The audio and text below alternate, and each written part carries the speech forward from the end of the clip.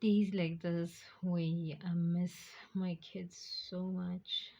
I miss them so, so, so much.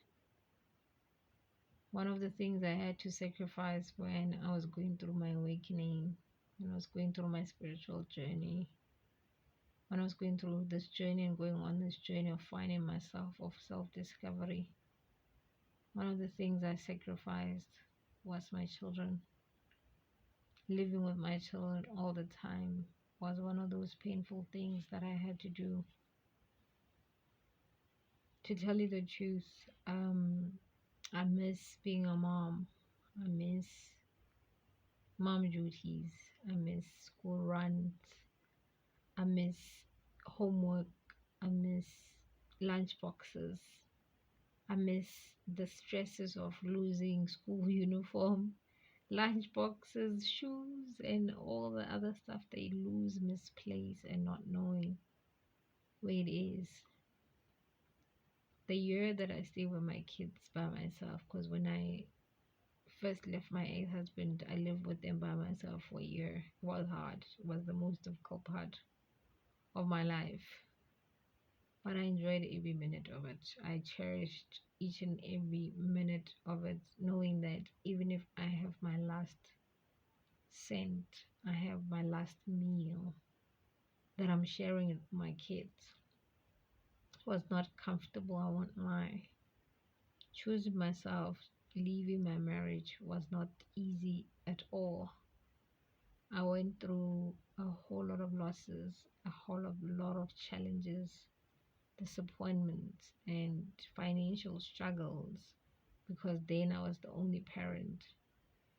And because the father was angry at me, disappointed, resentful, at some point he kind of just disappeared. And I was also going through my healing process and I let him be. I didn't poke around to start fights because I was just done with the drama and the toxicity and exchange of words. I just needed some peace. And for like a good couple of months, I had to hold the fort by myself.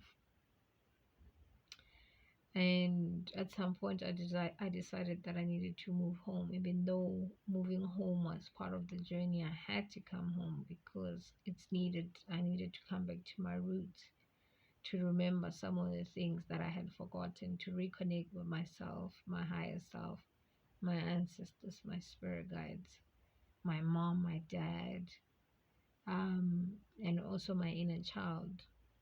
And that was the best decision I ever made for my spiritual journey, for my awakening, for my spiritual growth. However, it came with disadvantages where I had to let go of my kids. I had to choose stability and consistency for them. Home for me is in the villages, not very remote. I'd say it's modern, but not as modern as where they currently live with their dad and their grandparents. I don't have a mother, I don't have a dad. I only have my grandmother and my aunts.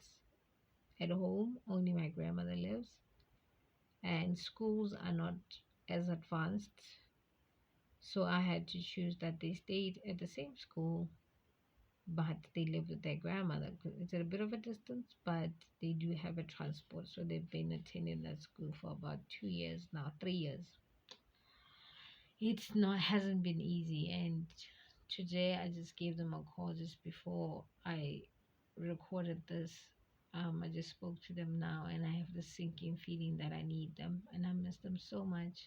I saw them 2 weeks ago, briefly though, because I was going through some transitions, and I saw them. I just needed to see them, and I feel like I still need them again for motivation, to make me feel good, and to also heal. There's a lot to heal, there's a lot to work through, and part of it is for them. Most of it is for them. I do this, what I do, for them. It's painful, it's hard. Some days I'm lonely, sometimes I'm sad.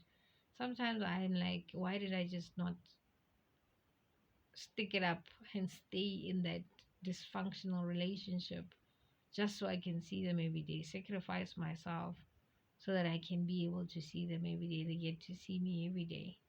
However, a part of me, a big part of me, I'd say 70% part of myself knows that that was going to even make the situation even worse long term, because raising kids in a dysfunctional home is making the situation worse. It breaks the kids more than it actually builds them.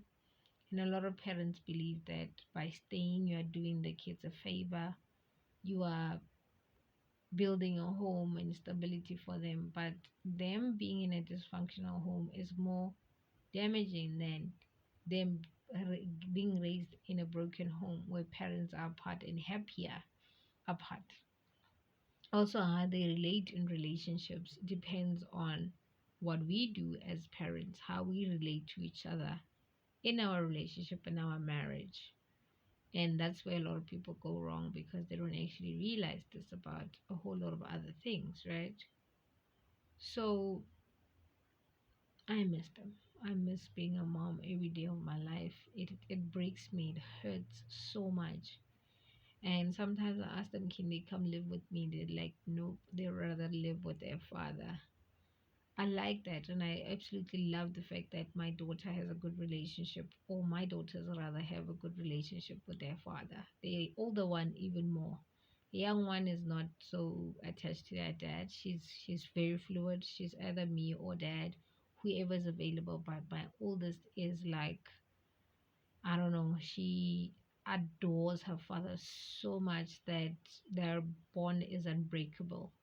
And it is healing for me. It's refreshing for me, because I never had a good relationship with my dad. So their relationship with their father is healing. um I would say that getting into the relationship with my ex-husband was a part of me healing, in a sense, because I've always said I wanted a good father. The only disadvantage is that he was a good father. He still is a good father, but he's really not a good partner, a very horrible partner. That is hence why I decided to choose myself. However, my kids, I know for a fact that they will always be taken care of, because he's such a good father. But he is really not a good partner. I would say for me, maybe he's a good partner for someone else, but for me, he wasn't a very good partner. Hence why I decided to choose myself. But there's days where I really regret choosing myself. I do have those days where I feel like I should have tried.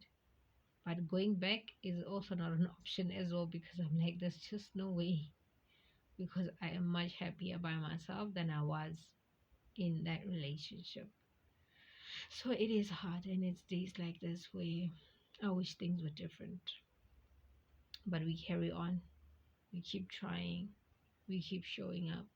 One day, I really do. I hope that my kids will get to hear some of these messages I make. They get to understand why I did what I did, and they will not stay young forever. At some point, they will understand why I did what I did. For now, they're still children, they're still growing. Let's not steal that away from them. Let's not take those days away from them. Let them live life, even though it's not perfect. It could have been better, but that depends on both of us, dad and me. So I'll see you on the next episode. Love and light.